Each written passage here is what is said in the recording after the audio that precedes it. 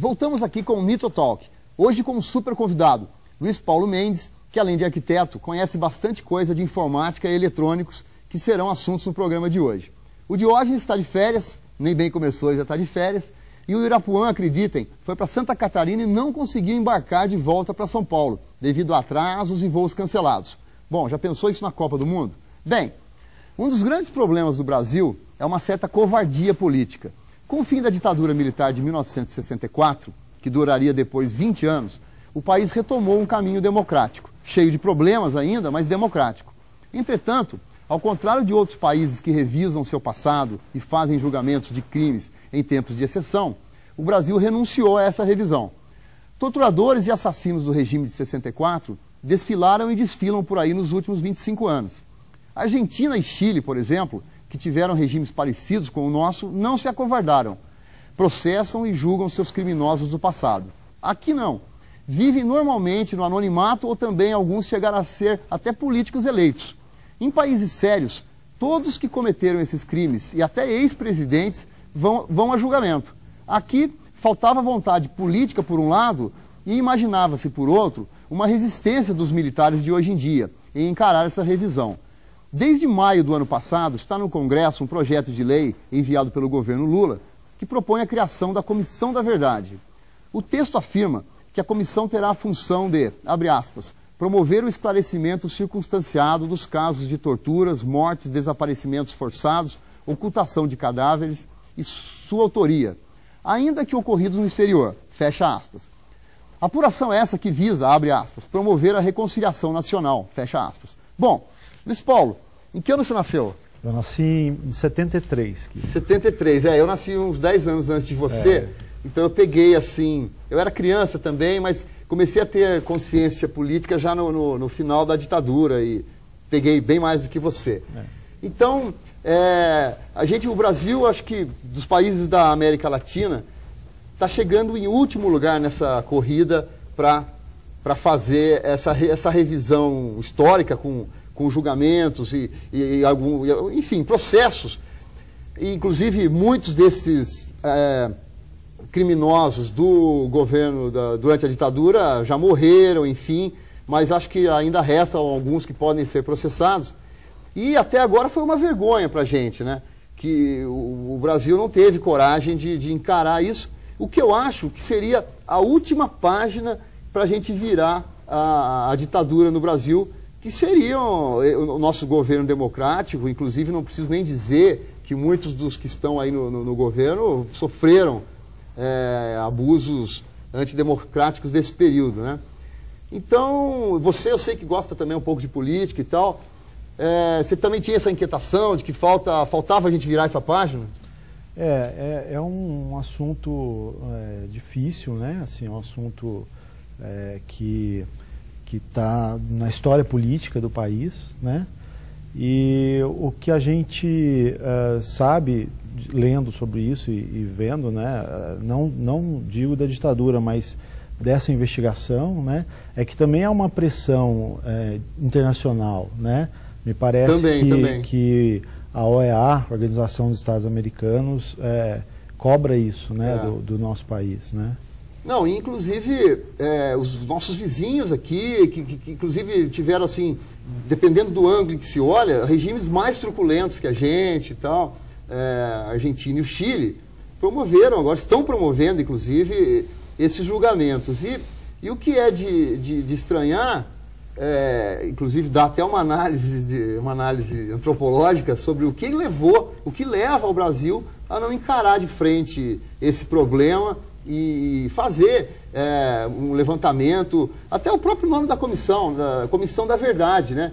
Que se esclareça a verdade e depois que tomemos os passos a partir daí, que haja processos, eventualmente julgamentos e tal. O que não pode é ficar, na minha opinião, essa página aberta da história do Brasil que carece de que seja esclarecida e, pelo bem da democracia, que sejam condenados os que praticaram crimes não contra o povo brasileiro, né? Mas os crimes daquela época foram crimes contra a humanidade que foram torturas e assassinatos e desaparecimentos, coisas que aconteceram em outros países, mas que esses países foram fazendo as suas revisões, né? Eu sei que você gosta de um pouco de história também e tal, mas eu repito, você como é 10 anos mais novo que eu, você acabou não pegando assim, quando o Brasil se redemocratizou em 84, 85, você ainda era um garoto de 12. Um garoto de 12 anos, né? Ainda estava no começo da adolescência. Né? Ainda estava começando a adolescência, isso mesmo. Então a gente vai vendo umas cenas históricas aí, que a gente fez uma pesquisa, são cenas fortes, aí o Vladimir Herzog na cela, né?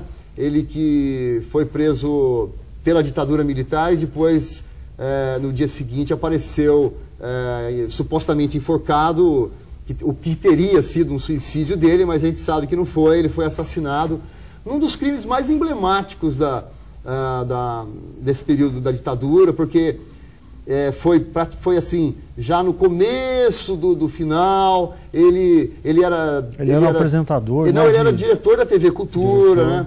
Então era assim, uma personalidade. Uma personalidade, exatamente, obrigado. Ele era uma personalidade e tal que foi brutalmente anulado e desaparecido, e mais essa covardia desse ato final de atribuir a ele esse suicídio, esse suicídio, que lógico que não foi.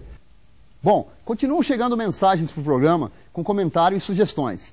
Semana passada, quando comentamos sobre o 11 de setembro, foi um monte de e-mails. Acho que dá até para fazer um programa só para investigar aquilo tudo.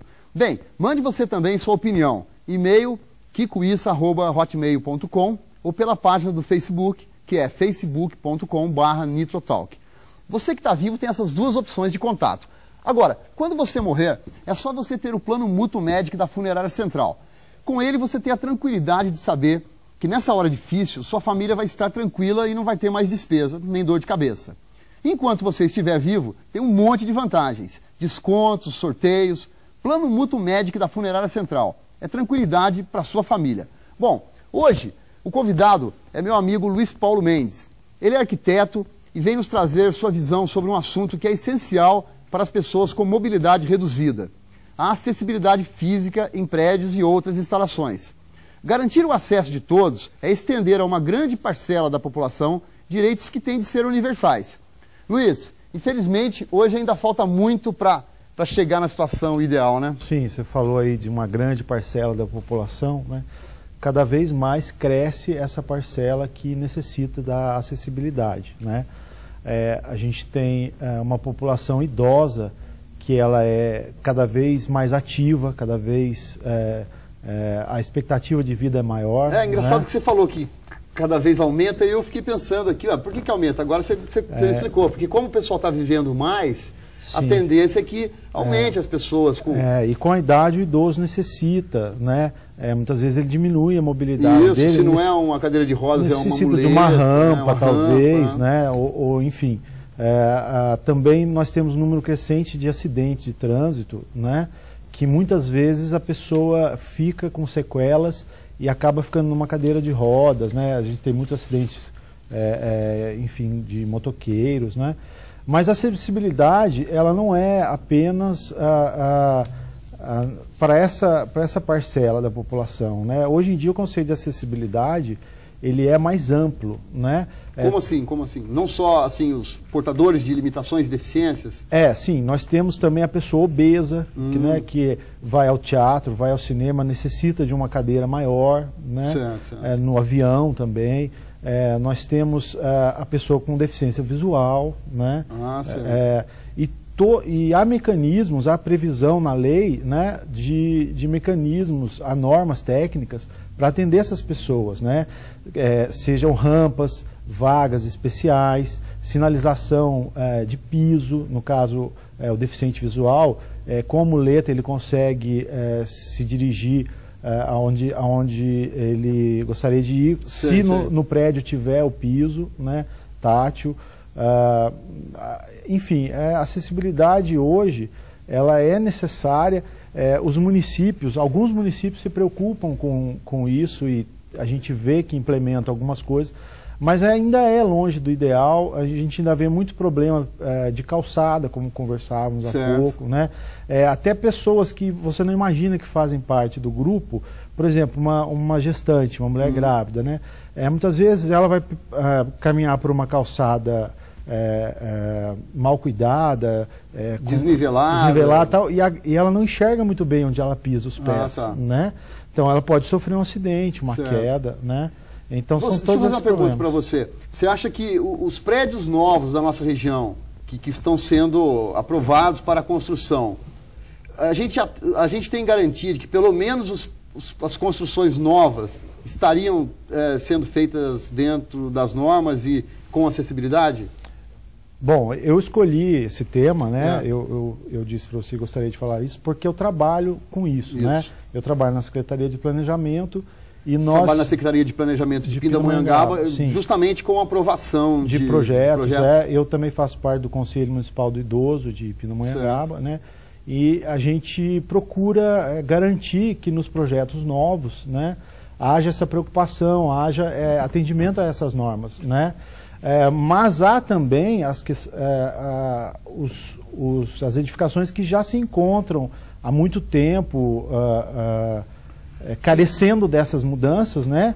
E a gente sugere, a gente acha interessante que esses proprietários de comércios ou enfim, essas edificações se adaptem a isso, né? Até é interessante porque muitas vezes não é um investimento grande para o proprietário, ele adaptar o banheiro da sua edificação, ele adaptar onde tem degrau, ele fazer ao lado uma rampa, né?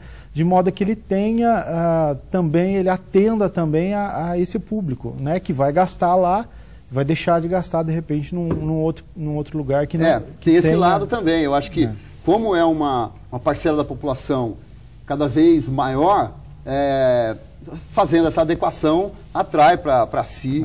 Mas, independentemente disso, eu acho que é uma questão de garantir o acesso, como a gente disse no começo, garantir o acesso para essas pessoas a universalidade das instalações das cidades e das suas atrações, né? É um direito que está previsto em lei, né? Existe um decreto federal já de algum tempo, né, de 2004, né? E pelo decreto a acessibilidade é uma exigência, né? Obrigado, Luiz Paulo. Foi bom ter você hoje aqui. O Nitrotalk faz um intervalo agora e volta já com as novidades da IFA, o Salão de Eletrônicos de Berlim. Nosso destino de viagem dessa semana e as dicas culturais para contaminar você. Contato com a gente, você pode fazer pelo e-mail kikoissa@hotmail.com e se quiser rever os programas a qualquer hora, acesse nossa página que está no Facebook, facebook.com/Nitrotalk. Voltamos muito rápido, é um minuto só.